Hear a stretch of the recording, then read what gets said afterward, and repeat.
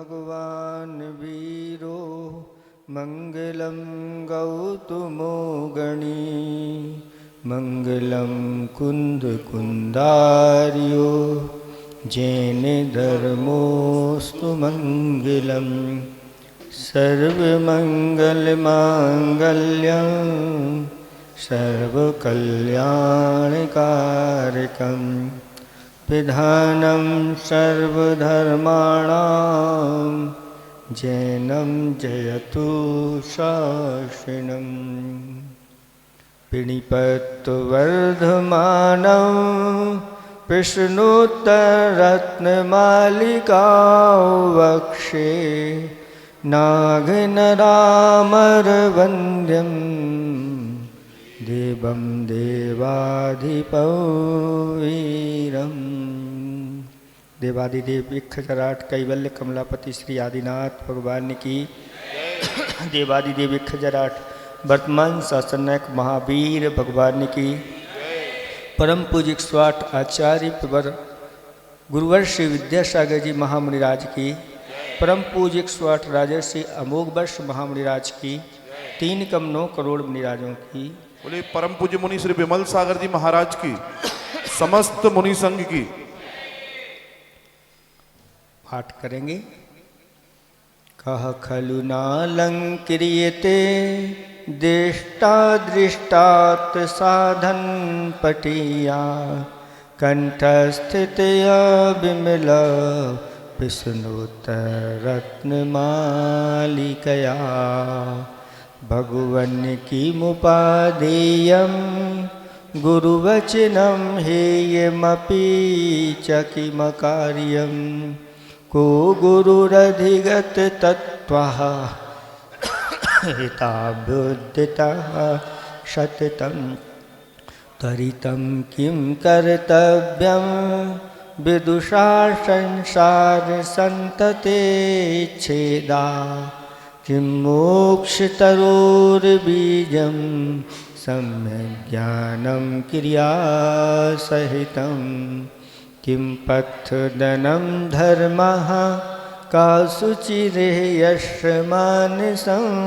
शुद्धं कहा पंडितः विवेकी किं विषमोधीरिता गुरुवा किं संसारे सारं बहुसोऽपि विचिन्तमानमिदमेव मनुजेषु दृष्टतत्त्वं सुपरहितायुदितं जन्म मदिरेव मोहजनकाः का स्नेहा के च दस्सवो विषयाः का भवल्ली तृष्णा को वैरी नन्वनुद्योगा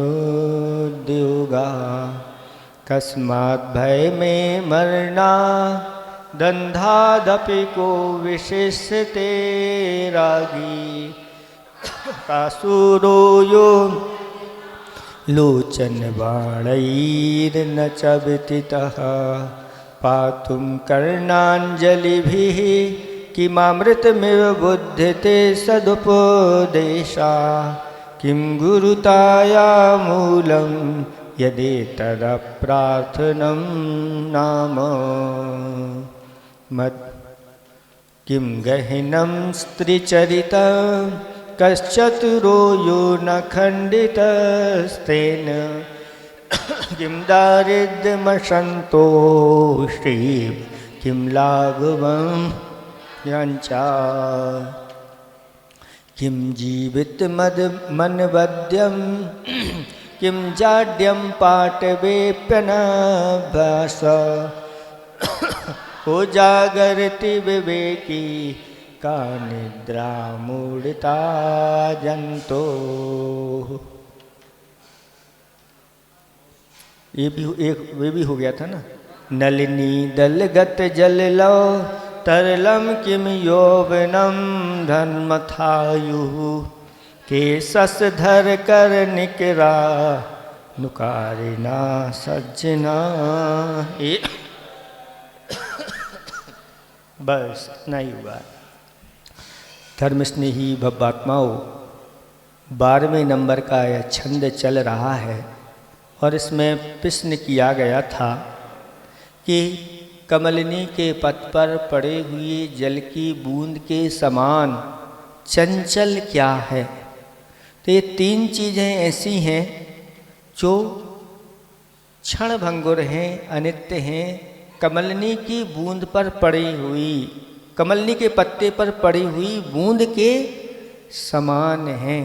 वह क्या है? यौवन, धन और आयु ऐसी ही है। ये कब नष्ट हो जाए पता नहीं चलता, देखते ही देखते और हो जाता है। इसके साथ साथ अगला प्रश्न आ रहा है के सस धर कर निकिरा। के माने कौन है? सस धर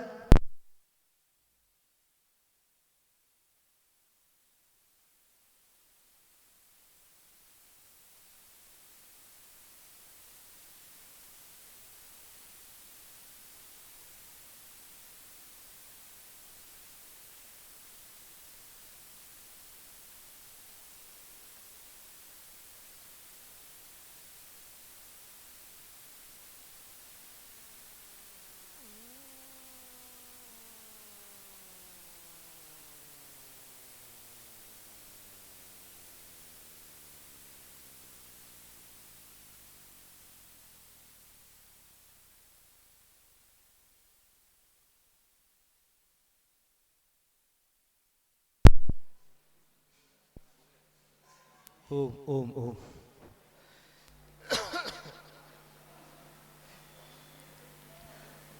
ओम। चंद्रमा की किरणों के समूह का अनुकरण करने वाले इस लोक में कौन है? चंद्रमा की किरण कैसी होती है? शीतल होती हैं, यानी ऐसी शीतलता जैसे चंद्रमा की किरणें प्रकाश भी करती हैं, साथ साथ में शीतलता भी प्रदान करती हैं। तो उनका अनुकरण करने वाले इस धरती पर कौन है? ये प्रश्न किया जा रहा है। उत्तर दिया जा रहा है सज्जना एव। वह सज्जन पुरुष ही हैं जो इस प्रकार से वह अनुकरण करने वाले होते हैं। सज्जन पुरुष कैसे होते हैं? सज्जन कहते किसे हैं? सतजना इति सज्जना, जो समीचीन पुरुष होते हैं, जिनके वाणी, मन और क्रिया सब समीचीन होती है, यानी जिनके मन वचन काय सुपर कल्याण में लगे रहते हैं, उनको सज्जन पुरुष की संज्ञा दी गई। यहाँ तक कि स्वयं कष्ट सहन करते हैं और दूसरों को सुख पहुँचाते रहते हैं, वो सज्जन कहलाते हैं। जिस प्रकार वृक्ष को पत्थर मारने के बाद वृक्ष क्या देता है? फल भी देता है और छाया भी देता है। इसलिए आचार्य भगवंतों ने साधु के लिए कह, साधु वृक्ष है, छाया फल प्रदाता, जो धूप खाता। साधु वृक्ष हैं, छाया फल प्रदाता, जो धूप खाता। मतलब जैसे वृक्ष धूप खाता रहता है, ऐसी गर्मी में भी खड़ा रहता है, और ऐसी जेठ की गर्मी में स्वयं धूप से तपता है। और आप लोगों के लिए जो राहगीर होते हैं, उनके लिए छाया प्रदान करता है।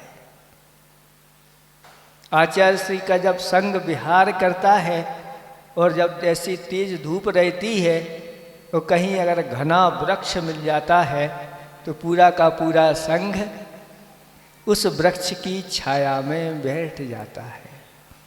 तब आचार्य भगवंत कहते हैं देखो इस वृक्ष का भी कैसा पुण्य है, उपकार है कि स्वयं धूप खा रहा है और छाया प्रदान कर रहा है और साथ साथ में फल भी उसमें लगे हैं तो वह फल भी देता है। कोई पत्थर मारे तो भी वह पत्थर के बदले, एक दृष्टांत पड़ा था कि एक बूढ़ी अम्मा वह आम गिरा रही थी, इतने में राजा की वहां से सवारी निकली और वह पत्थर किसको लग गया? राजा को लग गया। तो राजा के जो सैनिक थे देखने लगे किसने मारा ये पत्थर, कौन है, और उस बूढ़ी अम्मा को पकड़ करके ले आए। राजा उससे पूछा क्यों तुमने राजा को पत्थर मारा? वो कहती नहीं राजन, मैंने आपको पत्थर नहीं मारा, मैं तो पत्थर से आम गिरा रही थी अपने बेटे के लिए, बेचारा भूखा है उसके लिए गिराए और आपको चोट लग गई। तब राजा कहता है कि पत्थर मारने से वह वृक्ष आम देता है और मुझे भी इसने पत्थर मारा नहीं है, पत्थर लगा है तो मुझे भी इसको कुछ देना चाहिए। और वह अपनी असरफी निकालता है और सोने की असरफी उसको देता है, जाओ अच्छे सुखपूर्वक रहो, तुम भी खाओ और बच्चे को भी खिलाओ। ये है सज्जनों की पहचान है। सज्जन लोग बदले में कुछ चाहते नहीं और उपकार करते रहते, इसलिए इन सब की उपमा दी गई है कि सज्जन पुरुष वृक्ष के समान होते हैं, सज्जन पुरुष नदी के समान होते हैं, सज्जन पुरुष गाय के समान होते हैं, सज्जन पुरुष सूर्य चंद्रमा के समान होते हैं, क्योंकि ये सारी चीज़ें जो होती हैं यह सबका परोपकार करने वाली होती हैं। ऐसे ही सज्जन पुरुष होते हैं, उनसे रहा नहीं जाता। एक माघ कवि हुए हैं, माघ कवि के लिए वो कवित्व सुना करके राजा को प्रसन्न करते थे और राजा उनके लिए भेंट में बहुत सारा धन देते थे, लेकिन उनके अंदर ऐसी दया करना रहती थी घर पहुंचते पहुंचते खाली हो जाते। घर की पत्नी के वगैरह कहते देखो घर के लिए तो भी कुछ लाया करो, लेकिन लोगों को पता है कि ये देने वाले हैं। वो राजा के वहाँ से निकलेंगे और गरीब दीन दुखी रास्ते में खड़े हो जाते कि ये माँ कब ये इनके द्वारा मुझे मिलेगा, और वह उनकी पूत, और वो भी इनके अंदर ऐसे, यहाँ तक कि अपने ऊपर कोई कंबल आदि है और रत्न कंबल आदि कोई राजा ने दिया तो वो भी दूसरों के दुख शीत आदि दे करके दे। इस प्रकार की सज्जनता जब अंदर से प्रकट हो जाती है तो वह व्यक्ति फिर व्यक्ति नहीं रहता, वह मनुष्य नहीं रहता, वह तो मनुष्य के रूप में देवता या भगवान का वह रूप हो जाता है, ऐसा कहा गया है। इसी प्रकार यहाँ पर उदाहरण दिया गया कि वृक्ष मीठे फल देता है, पत्थर, उसी प्रकार सज्जन को भी कोई अगर परेशान भी करे तो भी वह मिश्री के समान ही मधुर वचन निकालने वाले होते हैं। ये सज्जन की पहचान, स्वयं साधना तपस्या करते रहते। इसलिए आचार्य जी ने ऐसे दृश्यों को देख करके और तुरंत उनके फिर चिंतन मनन भी आ जाता है और वह कहते हैं देखो ये वृक्ष तो स्वयं छाया दे रहा है, फल भी देता है, लेकिन इसको लगाने वाला है कौन, वो दिखाई नहीं देगा। क्योंकि जो आप रास्तों में बड़े बड़े वृक्ष देखते हैं, वो वृक्ष ऐसे सहज बड़े नहीं हो जाते, 20-25 वर्ष लग जाते हैं, फिर उनके अंदर फल वगैरह आते हैं, तो लगाने वाले चले जाते हैं, अपने लिए नहीं लगाते, है दूसरों के लिए कि जो यहाँ से राहगीर निकलेंगे उनको छाया मिले। आज मुझे छाया मिली है, इसका अर्थ है किसी ने इस प्रकार का कार्य किया होगा, तो मुझे भी इस प्रकार से करना। और पहले के बुजुर्ग लोग जो होते थे, जैसे ही वर्षा ऋतु आने वाली है और वर्षा ऋतु आने के पहले, आषाढ़ के पहले आपको खाने के लिए क्या मिल जाते हैं? आम। तो आम तो मिलते हैं, लेकिन आम खा करके आप जो है गुठली को क्या करते हैं? फेंक देते। तो वो दादाजी क्या करते? उन गुठलियों को एक पॉलीथीन में इकट्ठा करते चले जाते। घर के लोग कहते ये पागल हो गए, इन्हें और कोई काम नहीं, दूसरे लोगों की झूठी गुठली इकट्ठी करने का काम है। ये अच्छा है क्या? लेकिन वो सारी गुठलियों को इकट्ठा करते, और आषाढ़ का महीना आने वाला है, पानी गिरेगा, और वह जाते हैं रास्ते में और दूरी दूरी पर उनको रोप करके आ जाते हैं। अब क्या करना? अब पानी देने की जरूरत नहीं, पानी गिरेगा, बरसात में ये वृक्ष आएंगे, अपने आप वृद्धि को प्राप्त हो जाते। तो परोपकार की भावना ऐसी रहती है। तो परोपकारी व्यक्ति निरंतर ऐसे ही कार्य करते रहते हैं और लोगों की भी सुनते हैं, और साथ साथ में घर वालों की भी सुनना पड़ती है। इन्हें और कोई काम ही नहीं, बस दूसरों की सहायता करना, धर्म के कार्य करना, बार बार मंदिर में ही पहुंच जाना, ये इस प्रकार की। अब इनको और कोई काम नहीं। सुबह फिर क्लास, दोपहर में फिर सुबह एक नहीं 2-2 क्लास, 7 बजे की अलग, फिर 8:30 की अलग, फिर क्लास के बाद ऐसा हो कि चलो क्लास के बाद भी आ जाएंगे, तो क्लास के बाद भी नहीं आते, वे आहार देने जाना था, आहार देने में 12 बज जाते, फिर इसके बाद फिर दोपहर की क्लास चालू हो जाती, फिर शाम की भक्ति चालू हो जाती। वही तो घर वालों की भी सुनना पड़ती है। और यहाँ भी अगर मान लो इस प्रकार से पदों पर प्राप्त हो जाते हैं और काम अगर उनके अनुरूप नहीं करो तो सुनने के लिए मिलता है। अच्छा करो तो अच्छा भी सुनने मिलता है, लेकिन कुछ अच्छाई में भी बुराई निकालने वाले हो जाते हैं, तो वो भी सुनना पड़ता है। चारों तरफ तो ये सज्जन पुरुषों की ही ये पहचान है कि सब कुछ सहन करते, सबकी सुनते, और एक धर्म की प्रभावना के लिए फिर भी आगे खड़े हो जाते।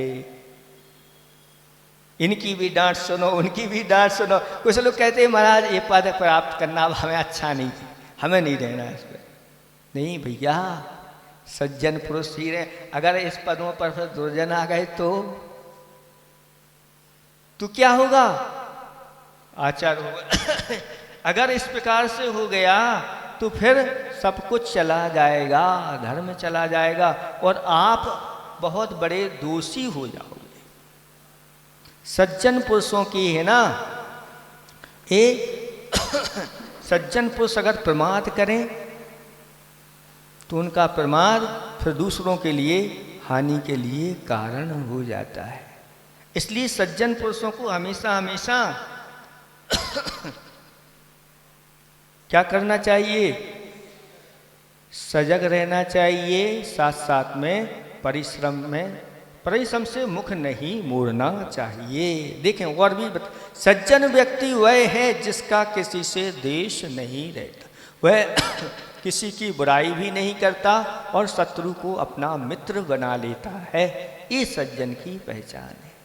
जो पूरे विश्व में शांति चाहता है तथा सबको प्रेम और स्नेह की आंखों से देखता है, वह जो पवित्रता व स्वतंत्रता की रक्षा के लिए मृत्यु को भी सहर्ष निमंत्रण दे देता है।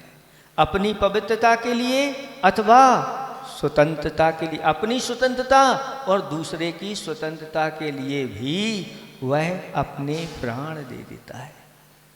आपको घटना सुनाई थी उस हाथी की, जंगल में आग लगी और सारे जानवर आकर के एक स्थान पर खड़े हो गए और चारों तरफ वह तालाब का किनारा आदि था, वहाँ पर खड़े हो गए।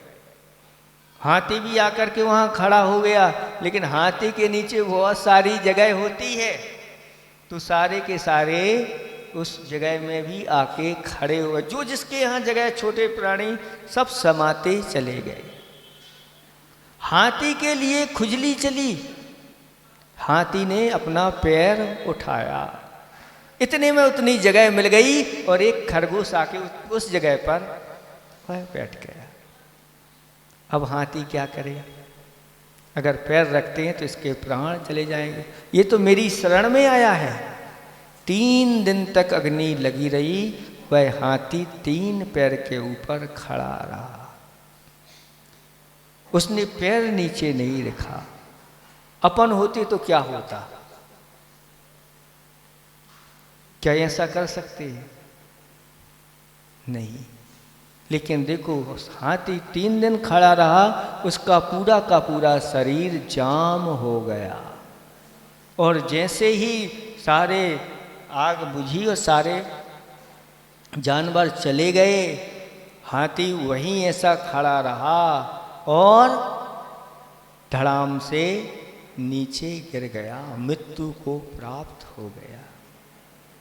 जब ऐसी सज्जनता पशुओं में आ सकती है तो मनुष्य में तो ये सज्जनता आनी ही चाहिए। अगर नहीं आते हैं तो हम अपना और पर का कल्याण नहीं कर सकते। इसलिए सज्जन सुपर कल्याणी हुआ करते हैं, मृत्यु को भी सहर्ष स्वीकार कर लेते हैं। इस देश की आजादी के लिए कितने लोगों ने प्राण दे दिए। ये सब जिन जिन ने प्राण दी वो सब सज्जन कहलाते हैं। आपकी आजादी के लिए, आपको स्वतंत्र करने के लिए मेरे प्राण चले जाएं, जहाँ 1-2 के प्राण जाते हैं और लाखों की यहाँ पर सुरक्षा होती है, तो मेरे प्राण उसके लिए तैयार हैं। जिसकी गरीबी में संतोष की छाया और अमीरों में गरीबों का हिस्सा हो। अमीरी में भी वह जिसकी गरीबी में संतोष की छाया है गरीब है फिर भी वह संतोष है, और अमीरी में गरीबों का हिस्सा हो, यानी हम भी खाएंगे और अगर कोई दूसरा भूखा है तो उसको भी खिलाएंगे। और यहाँ तक देखा है कि ऐसे सज्जन लोग होते हैं जिनके पास अपार संपदा है और खूब दान भी करते हैं, और कहीं आपके बीच में बैठ गए, आप उनसे मिलोगे तो आपको ऐसा लगेगा ये बिल्कुल सामान्य है, साधारण है।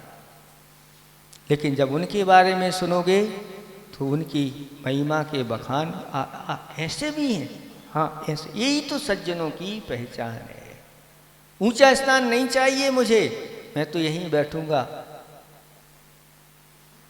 क्योंकि हम यहाँ तो गुरु महाराज के पास आए हैं, उनकी तो चरणों में धूली पर भी यहाँ पर बैठने के लिए वो तैयार हो जाते हैं। ऐसे सज्जन लोग हुआ जो सारे संसार को अपने उज्जवल चरित्र से प्रभावित करता हो, वह सज्जन पुरुष है। और जो सत्य की राह पर चलता हो वो सब सत्य और अहिंसा की राह पर चलने वाला सज्जन पुरुष होता है। सज्जन पुरुष आसमान में रहने वाले उन चंद्रमा, सूर्य, तारा आदि उनके समान होते हैं, जो दूर रह करके भी यहाँ पर प्रकाश देते हैं। यहाँ पर दूर रह करके भी कमल आदि ऐसे उनको खिला देते हैं। ये सज्जन की पहचान।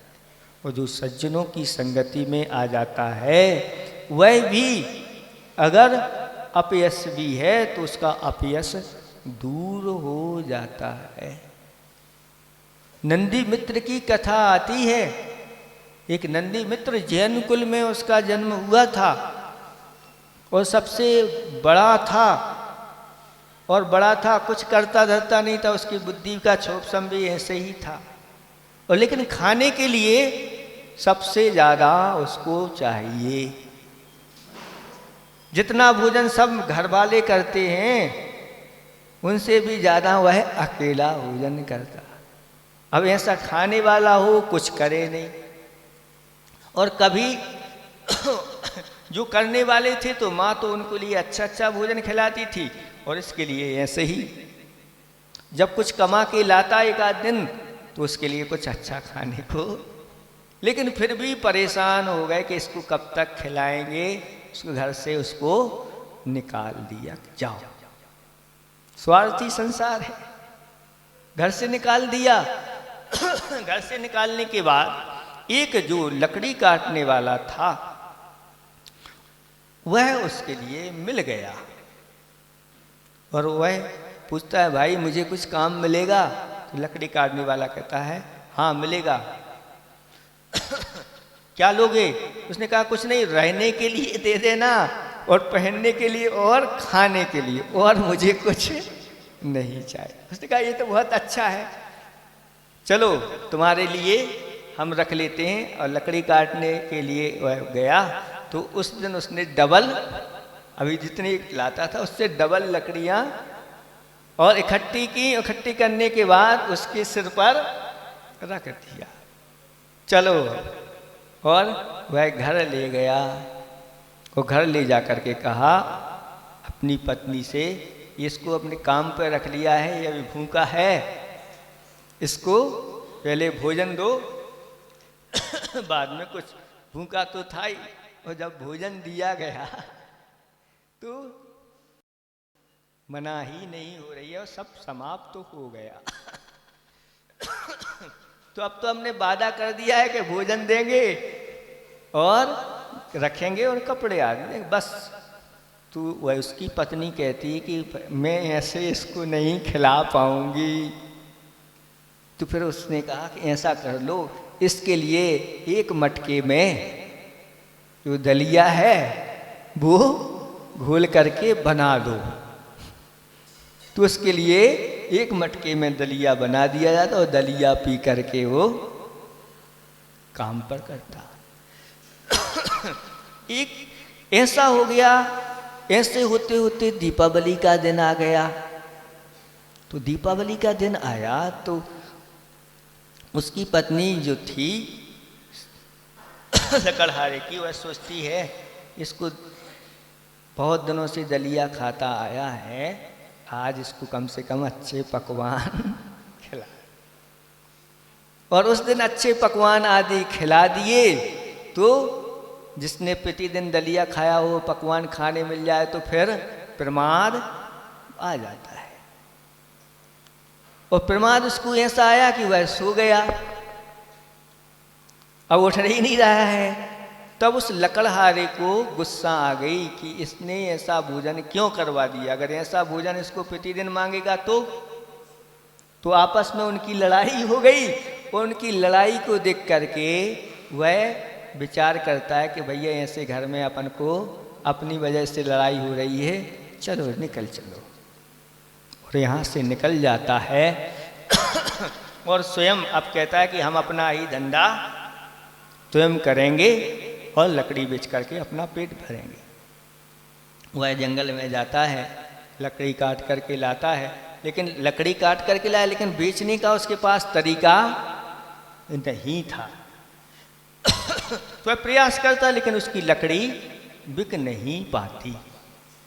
ऐसे करके एक दो दिन निकल गए, बेचारा भूखा था। और एक दिन जंगल में उसके लिए एक महाराज, मुनि महाराज दिख गए। और उन मुनिराज को देख करके विचार करता है कि मेरे पास तो कपड़े भी हैं और मैं कुछ करके व्यवस्था भोजन पान आदि की कर लेता हूँ, इनके पास कुछ है ही नहीं, ये अपनी व्यवस्था कैसे करते होंगे। चूंकि उसने जैन कुल में जन्म लिया था लेकिन कभी महाराजों से कोई परिचय नहीं था। और विचार आ गया उसके अंदर कि ये अगर कहीं गांव में गांव की ओर जा रहे हैं, अगर उनको भोजन पानी नहीं मिलेगा तो मैं जैसे तैसे करके इनकी व्यवस्था भोजन की करूँगा, ऐसे उनके भाव। और पीछे पीछे हो गया। और पीछे पीछे जब जैसे ही महाराज पहुँचे उस गांव में या नगर में, तो वहाँ बड़े बड़े सेठ, धनाढ्य लोग द्वार पर खड़े हैं, हे स्वामी नमोस्तु नमोस्तु नमोस्तु हो रहे। तब वह कहता है ये तो बड़ा विचित्र है, इनके पास कुछ भी नहीं हो, सब लोग बुला रहे हैं, क्या होता है चलो देखते हैं। और वो महाराज पार करते करते करते जो अंतिम चौका था उसमें जाकर के उनका पड़गान हो गया। और पड़गान करके अच्छी तरह से नवदा भक्ति के साथ, ऐसी भक्ति के साथ आहार उनका चल रहा है। और यह द्वार पे बैठ करके देख रहा है सारी चीज़ें। और जो आहार देने वाले वह भी देख लिया आहार देने वालों ने कि ये महाराज के पीछे पीछे आया है और ये बैठा हुआ है। और जैसे ही महाराज का आहार हो गया और महाराज के आहार होने के बाद उससे कहते हैं भैया तुम्हें भी भोजन यही करना है और कहीं नहीं जाना। उसने कहा ये तो बहुत बड़ी अच्छी व्यवस्था हो गई। और भोजन में अच्छी तरह से कोई महाराज के साथ आया हो तो फिर आप लोग उसके लिए अच्छे से भोजन कराते हैं। और भोजन कराने के बाद उसने अच्छे से भोजन किया और भोजन करते करते उसने विचार बना लिया एक कुल्हाड़ी फेंको, रस्सी फेंको और अब कहीं नहीं, उन्हीं महाराज के पास चलो, वही हम रहेंगे, बढ़िया रहे। और महाराज जी के पास जाकर के वह, अब महाराज जी तो आहार करके गए थे, दूसरे दिन सोचा कि आहार के लिए जाएंगे तो महाराज उठ ही नहीं रहे हैं। तो कहता महाराज भोजन के आहार के लिए नहीं जाना।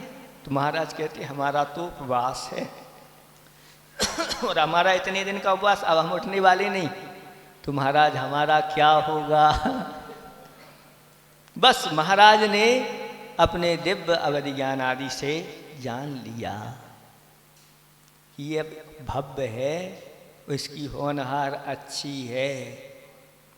तो वह कहता है महाराज अब ऐसा करो कि आप अपना पीछे का मंडल तो महाराज कहते हैं ऐसे पीछे का मंडल नहीं, ये कपड़े पहले यही उतारो। तो वह कपड़े उतारता है और पीछे कमंडल लेकर के, लोग समझते हैं कोई नए नूतन महाराज आए हैं और इनको पड़गान किया। तो देखा कि कम लोग पड़गान के लिए थे, अभी नगर के और जो बड़े सेठ हैं वो नहीं आए। तो महाराज भी एक परिक्रमा लगा करके गांव की और वापस चले गए। वो कहते हैं कि आज नहीं कल तो आएंगे, कल भोजन अच्छे से करेंगे। तो ऐसे करके दूसरे दिन गए तो दूसरे दिन भी ऐसा ही वो निकल गया। ऐसे करके जब पता चला कि महाराज की विधि नहीं मिल रही है तो गांव में चौके ही चौके, फिर भी अभी नगर सेठ का चौका नहीं लगा। तो तीसरे दिन भी लौट करके आ गए। अब जैसे ही तीसरे दिन लौट करके आए और 3 दिन के हो गए थे, वो अच्छे खाने वाले कोई हों और भोजन पानी ना मिले तो अब उनकी भी स्थिति ऐसे ही हो गई थी। और महाराज ने भी कहा कि देखो अब तुम्हारी आयु बहुत कम बची हुई है और तुम्हें अपना कल्याण करना हो तो कर लो। और उसको अच्छी तरह से उपदेश दे करके, और वह भी कहता है महाराज अब मुझे कल्याण करना है, मुनि दीक्षा दे करके और समाधि मरण करा दिया। और मरण करके स्वर्ग में जा करके वह देव प्राप्त हुए, रिद्धिधारी देव बन गए। ये है सज्जनों की प्रवृत्ति कि सज्जनों की संगति में आकर के ऐसे ऐसे लोगों का कल्याण हो जाता है जिन्हें कुछ भी नहीं आता। जो संसार पर बोझ जैसे थे उनके लिए भी सज्जन लोग सही मार्ग पर लगा देते हैं। ऐसे देखो सज्जनों की संगति से क्या होता है, सज्जनों की संगति से अपयश भी यश में बदल जाता है। दक्षिण भारत का एक युवा पायप्पा व्यसनी थे, लेकिन आचार्य शांति सागर की संगति पाकर के मुनि पाय सागर एवं कालांतर में आचार्य पाय सागर जी बन गए। कहाँ से कहाँ पहुँच गए, ये सब सज्जनता के कारण। तो यहाँ पर बताया जा रहा है कि ऐसी संगति जो होती है वह संगति करना चाहिए सज्जनों की, क्योंकि सज्जन पुरुष जो होते हैं वह हमेशा हमेशा इस प्रकार के परोपकार के लिए खड़े रहते हैं। सज्जन ऐसे होते हैं और दुर्जन कैसे होते हैं, इसके ठीक विपरीत होते हैं। गाय जैसे तो सज्जन होते हैं और दुर्जन सर्प के समान होते हैं, कि सर्प को जितना भी दूध पिलाओ वह कभी अमृत नहीं उगलता, वह विष उगलता है, ऐसा जानना चाहिए। इस तरह से ये आपका पूर्ण हो गया। इसका पद्यानुवाद देखते हैं। कमल पत्र पर पड़ी बूंद सा, क्षण भंगुर क्या चपल रहा। यौवन धन और आयु जीव की, जल बुध बुध शम चपल महा। चंद किरण सम उज्ज्वल निर्मल, शांति प्रदाता जग में कौन। जो सज्जन जन उनकी संगति, शीतलदाई रहती मौन। ऐसे उन सज्जनों के पास आकर के लोग बैठते हैं, शांति का अनुभव करते हैं, वे मौन भी रहते हैं तो भी लोग बैठ कर के उनके पास शांति का यहाँ अनुभव हो रहा है और ऐसा अनुभव करके चले जाते हैं। इसलिए ऐसी संगति अवश्य करना चाहिए। सत संत रे, सत संत रे, ये सत वो ता पूरा कर लेना। वैसे ता आधा माना जाता है, लेकिन हिंदी में अगर सत भी लिख दें तो भी चल जाता है, छोटा। सत संत रे, रस गुण से भरे।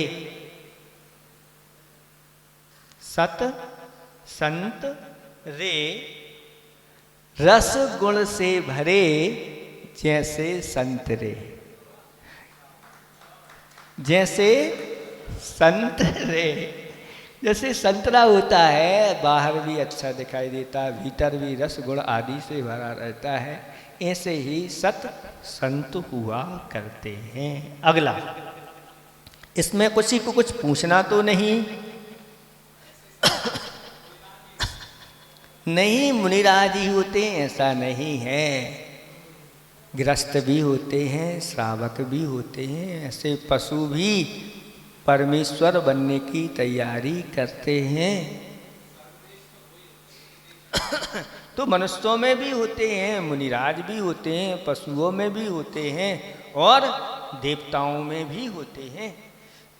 ये सब जगह पाए जाते हैं।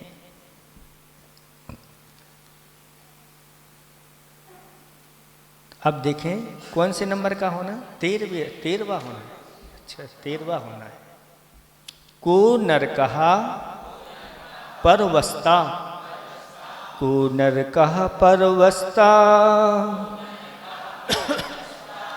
किम सौख्यम सर्वसंग विरतिर यह। किम सौख्यम सर्वसंग विरतिर यह।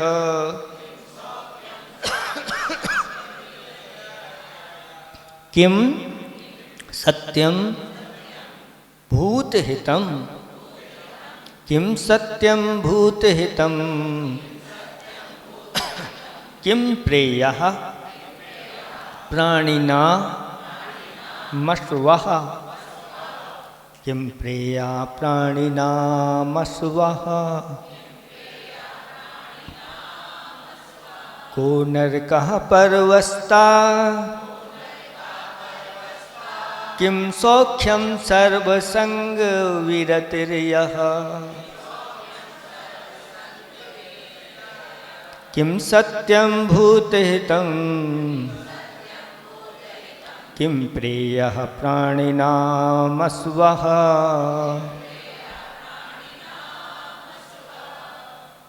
थोड़े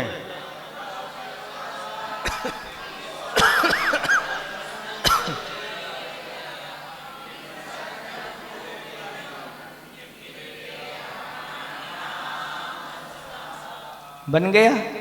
अब देखो फिर नए नए प्रश्न आपको मिल रहे हैं और उत्तर भी नए नए तरीके से यहाँ पर दिए जा रहे हैं। अब देखें यहाँ पर सारी चीज़ें ऐसी पूछी जाती हैं जो अलग ही भिन्न हैं। को अंधो ऐसे पूछते कि अंधा कौन है, तो आँखों वाले अंधे की बात यहाँ नहीं पूछी जा रही है।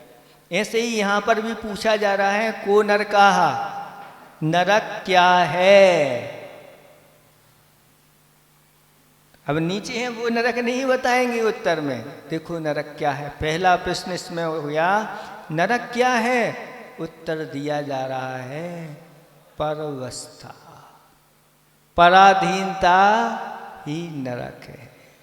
यही इस पृथ्वी पर नरक देखना चाहते हो तो पराधीनता जहाँ होती है वह नरक जैसी जिंदगी हो जाती है।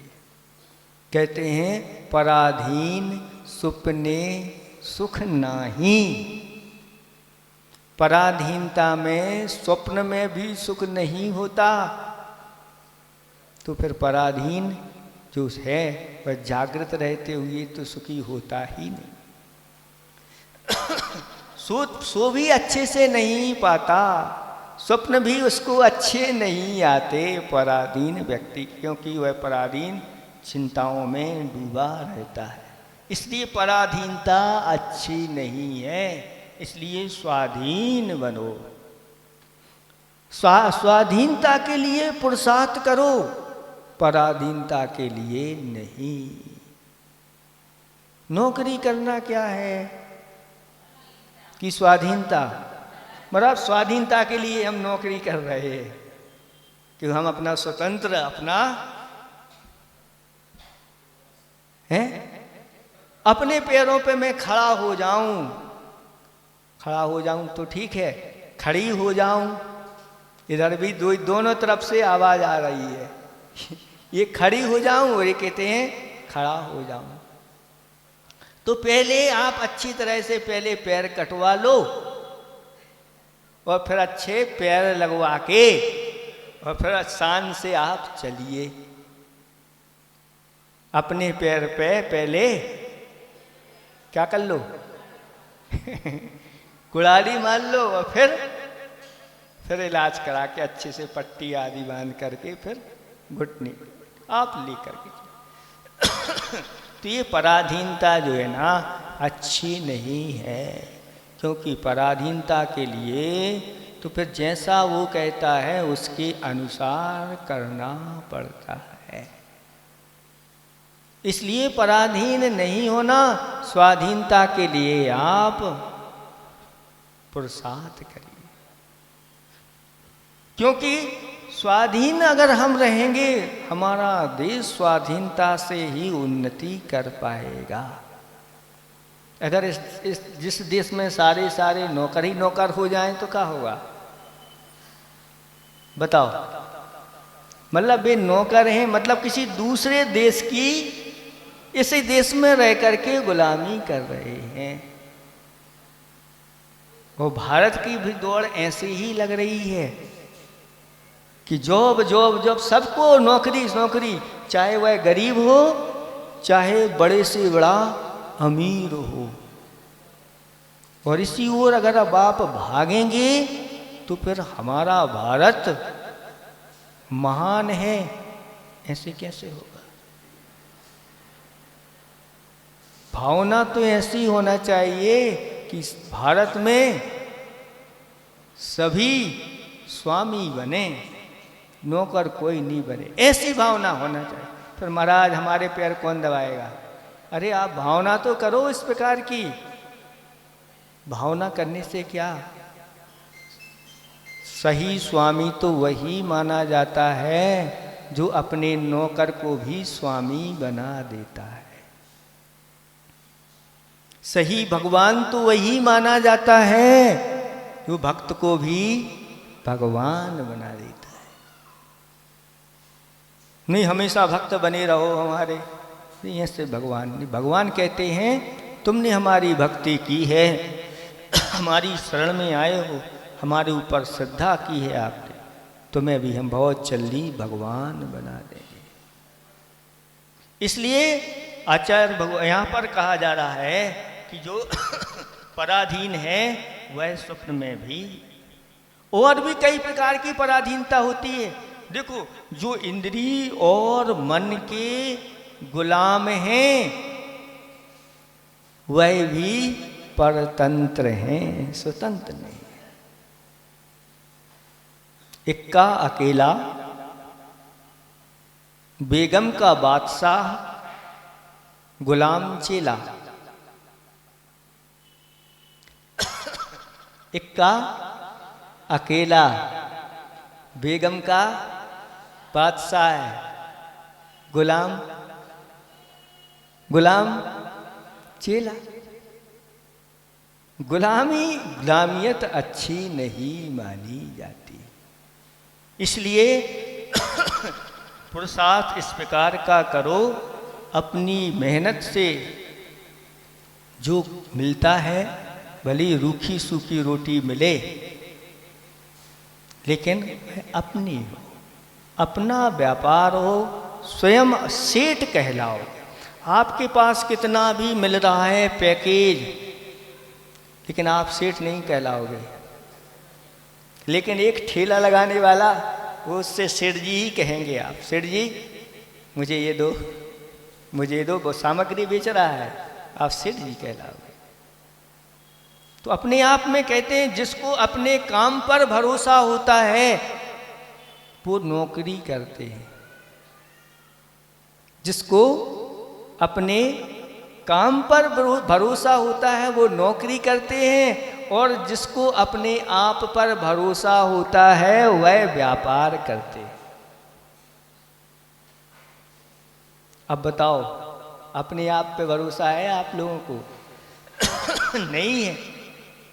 ये लोग भी कहते हैं अभी पैरों पे खड़े होना चाह रहे हैं, पहले से पैरों पे खड़े होना चाह रहे हैं, मतलब अभी अपने आप पर भरोसा नहीं है कि हम दूसरे कुल में जाएंगे तो मुझे खाने को मिलेगा कि नहीं, अभी यही भरोसा नहीं है। इसलिए पहले नौकरी कर लो, नौकरी रहेगी तो कम से कम अपना पेट तो भर लेंगे। मतलब ये भरोसा उठता चला जा रहा है। और पहले कैसा भरोसा था लोगों को अपने ऊपर, जब अपने आप से ही अगर भरोसा उठ गया तो फिर आप दूसरे पे भरोसा तो कभी कर ही नहीं सकते। जिसको अपने आप पर भरोसा नहीं हो, दूसरे के ऊपर क्या भरोसा करेगा? इसलिए इस प्रकार की दौड़ में ना बहो। देखो एक हाई को लिखा था, क्या पसंद है, क्या पसंद है, आप लोगों के लिए भी है, आप लोगों के लिए भी है। क्या पसंद है, कुशील नौकरानी या सील रानी? क्या पसंद है, कुशील नौकरानी या सील रानी? उत्तर दो। सब उत्तर ही देंगे, सील रानी, सील रानी।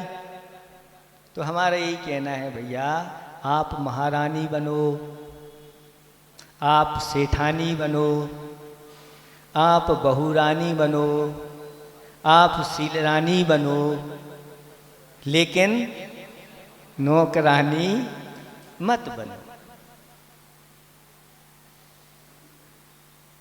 महाराज आशीर्वाद दो इस बिटिया को, इसकी अच्छी जॉब लग जाए, हैं? तो हमने पूछा जॉब का अर्थ क्या होता है? जॉब का अर्थ तो नौकरी होती है। सुनो, नौकरी सुन तो लो, हमारी अभी सुन लो इसको। नौकरी सुनो, नौकरी होती है, उन्होंने कहा नौकरी होती है। तो हम इसको आशीर्वाद दे दें, अच्छी नौकरानी बनो।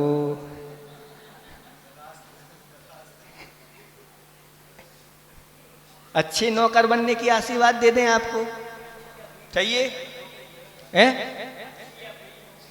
देखो ये अनुभव की बात ये है, इनसे पूछो, ये वृद्ध हो गए, इन्हें पूरी दुनिया देख ली है, इनकी एक एक झुर्री पर है ना अनेकों अनुभव लिखे हुए हैं। ये कह रहे हैं नौकरी तो नौकरी होती है, चाहे वह अच्छी हो चाहे बुरी हो, चाहे करोड़ों की हो चाहे वह हजारों की हो। इसलिए नीतिकारों ने कहा किंकर से सूकर श्रेष्ठ है, किंकर से कूकर श्रेष्ठ है। क्यों, ऐसा क्यों कहा? कूकर मान जानते हैं आप लोग? कुत्ता, कुत्ता इसलिए श्रेष्ठ है कि वह पूरी सब जगह यथेक्ष घूमता तो है, जहां जाना है वहां जा रहा है, इस गली में चलना है तो इस गली में चलो, उस गली में जाना उस गली में, कोई हमारे लिए रोक टोक नहीं है, यथेक्ष घूमता है। लेकिन जो नौकर होता है वह घूम नहीं सकता।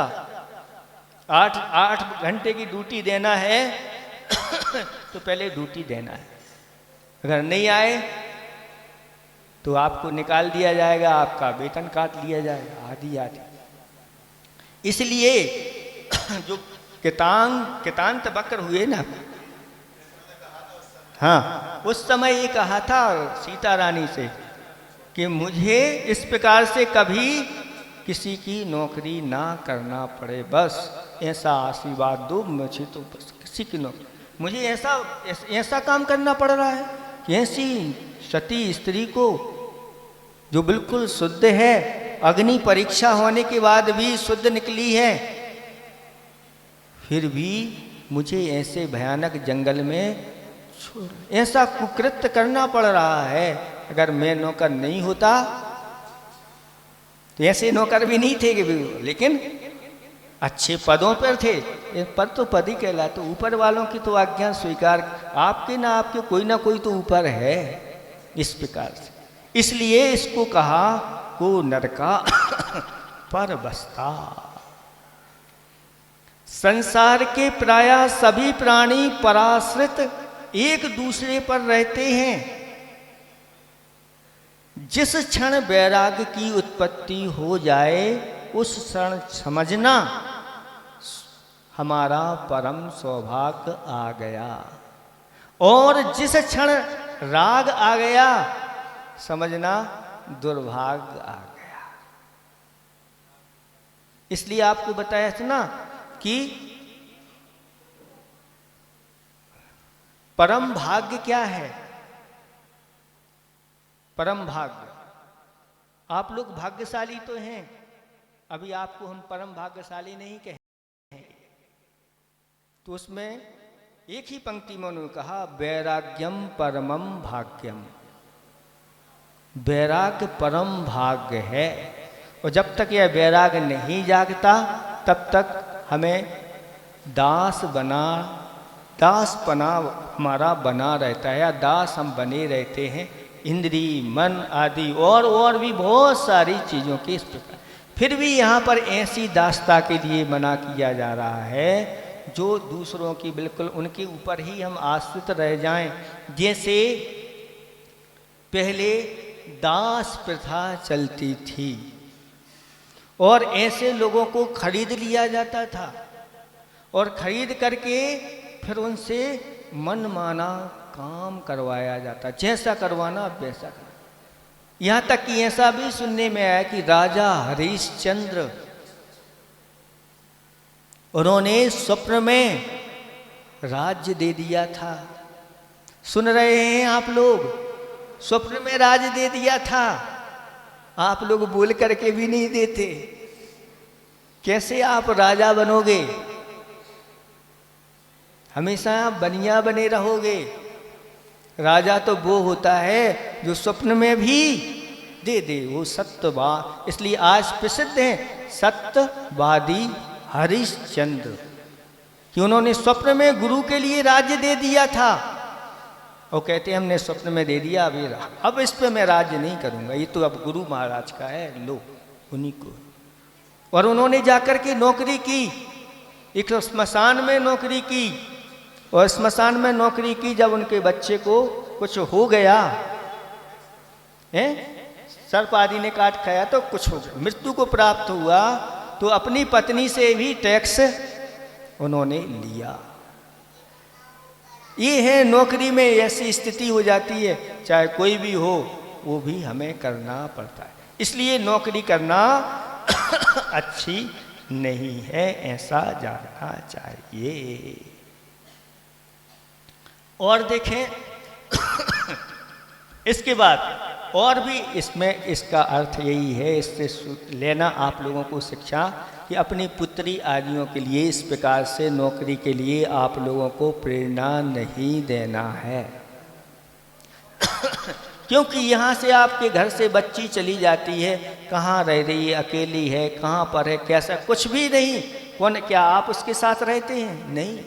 इसलिए शास्त्रों में लिखा है कि जो स्त्रियां होती हैं बचपन में अपने माता पिता के द्वारा रक्षित होती हैं, और जब विवाह हो जाता है तो अपने पति के द्वारा रक्षित रहती हैं, और जब वो वृद्ध हो जाती हैं तो अपने पुत्रों के द्वारा रक्षित होती हैं। इसलिए उनको स्वतंत्र नहीं छोड़ना चाहिए। लेकिन आज तो स्वतंत्रता का अभियान चल रहा है, नारी स्वतंत्रता। तो किसी ने बहुत अच्छी पंक्ति लिखी है कि बेटियों की स्वतंत्रता में बाधक ना बने। क्या कहा जा रहा है? बेटियों की स्वतंत्रता में बाधक ना बने, वे कहाँ जा रही हैं शक ना करें, वे कहाँ जा रही हैं शक ना करें, पर अपने संतोष हेतु बस इतना कीजिए, कभी कभार पीछा कर सही गलत देख लीजिए। इसका अर्थ यही है कि उनकी सुरक्षा आवश्यक है। कुछ लोग आकर के महाराज हम लोगों के पास, हम लोगों को जैसे पुरुष स्वतंत्र रहते हैं ऐसे हम लोगों को भी स्वतंत्र रहना चाहिए। तो भैया उनको अच्छे से हम समझाते हैं। देखो हम उनको इस प्रकार से समझाते हैं, उनकी समझ में आ जाता है कि ये पुरुष जो हैं ये तो क्या है, लोहा है। क्या है? ये लोहा है। और आप लोग क्या हैं? सोना है। स्त्रियां क्या है? सोना है। आप लोग सोने के समान हैं और ये लोहे के समान है। तो सोने को क्या आप ऐसे ही छोड़ देते हैं क्या? बाहर डला रहता है आपका सोना, तो कहाँ सुरक्षित रखते हैं? लॉकर में अच्छी तरह से सुरक्षित रहता है। तो आप स्त्रियां सोने के समान हैं, आपकी सुरक्षा बहुत जरूरी है। और अगर इस सोने को हमने ऐसे ही छोड़ दिया तो इसकी सुरक्षा नहीं हो पाए। और ये लोहा है, ये कहीं भी चले जाएं दूसरे से भी लोहा ले लेते हैं। और लोहे को तो ऐसा ही रास्ते में पड़ा भी रहता है तो कहे लोहा पड़ा है, कोई नहीं। इनकी सुरक्षा नहीं करना, हमें आप लोगों की सुरक्षा करना है। इसकी सुरक्षा के लिए आप लोग थोड़ा सा पुरुषार्थ करिए, जागृत रहिए और अपने स्वाभिमान को बना करके रखिए और आप सेठानी बनिए। आप इस प्रकार से, हाँ करना है, ये कह रहे थे ना कि सहयोगी, हाँ तो आप सहयोगी बनिए, हे बनिए, सहयोगी बनिए। आप व्यापार कर रहे हैं, अगर आप कोई साथ में वहीं दुकान आदि है, आप उनका साथ में बैठ करके सहयोग करिए। व्यापार में आप सहयोग करिए, घर में आप सहयोग करिए और आप घर को चलाइए। अगर आप बाहर चलाने लगो तो घर को कौन चलाए? आप सेठ सेठानी बनिए और आपके पास बहुत सारे नौकर नौकरानी लगे रहें। ऐसा आपका पुण्य हो। आप स्वयं नहीं बनिए। आप इस प्रकार से भगवान के गुरुदेव साथ गुरु के भक्त हैं, पुरुषार्थ करते हैं, तो आपके पास इस प्रकार के लगे रहेंगे। और लगे रहते हैं जहाँ होते हैं। लेकिन अगर अभी से आपकी धारणा इस प्रकार की बन गई तो वही धारणा आपकी अंत तक चलेगी। और फिर आपकी बेटी कहीं अगर नौकरी कर रही है तो वह अब शादी किससे करेगी? सेठ से? नहीं नहीं नहीं। तो कोई अच्छी नौकरी करने वाला, क्योंकि हमारी बेटी भी अच्छी नौकरी करती है। तो एक नौकरानी है तो एक नौकरानी किसको चाहेगी? एक अच्छे नौकर की तलाश है। आप लोगों को अच्छा नहीं लग रहा होगा, लेकिन ऐसे ही होता है प्रायः। सर्वथा तो नहीं कहेंगे, लेकिन पढ़ लिख करके इस प्रकार से चलते तो उसी प्रकार के ही सोच वैसी ही बन जाती है। यहाँ तक कि हमारे पास ऐसे ऐसे केस आए कि वो जहाँ उस बच्ची की शादी होना है और घर में उसके यहाँ कोई कमी नहीं है, सब कुछ है, और वह कहते हैं महाराज ये हमारे यहाँ बहू यहाँ घर पे रहे और आराम से इसको जो खर्च करना है, जो खाना है, पीना है, ओढ़ना है, पहनना है, दान करना है, भरा है घर में। लेकिन यह कहती है कि मैं तो नौकरी करूँगी। ये समस्या है, क्योंकि अब पढ़ लिख गई, इतना सब कुछ पढ़ लिया है, तो उस प्रकार से अनुभव भी तो करना है। वो मना कर रहे हैं कि नहीं, यहाँ हम विवाह तभी आपके साथ हमारे लड़के का करेंगे कि यहाँ आपको नौकरी नहीं करना। वो नहीं, हम तो नौकरी करेंगे, इसलिए आपके लड़के से शादी नहीं करनी। ये सारी चीज़ें, ये विकृतियाँ इस प्रकार की आती चली जा रही है। आप सब लोगों को इसके ऊपर विचार करके और आगे के लिए अच्छा सही मार्ग इन लोगों को देना चाहिए। समय आपका हो गया है।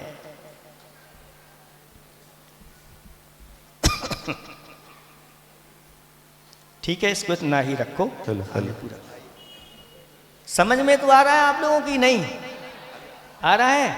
ऊपर से तो नहीं जा रहा है? आप लोगों का ही विषय इसमें रखा गया है। हाँ, सभी लोग बैठे रहेंगे अभी 2 मिनट। हमारे बीच में भाई नितिन जी, बाल ब्रह्मचारी नितिन भैया जी, प्रतिष्ठाचार्य इंदौर, हम सबके बीच में हैं। आए महाराज जी के पावन चरणों में श्रीफल समर्पित करके आशीर्वाद। भैया श्रीफल देते हैं वहाँ से।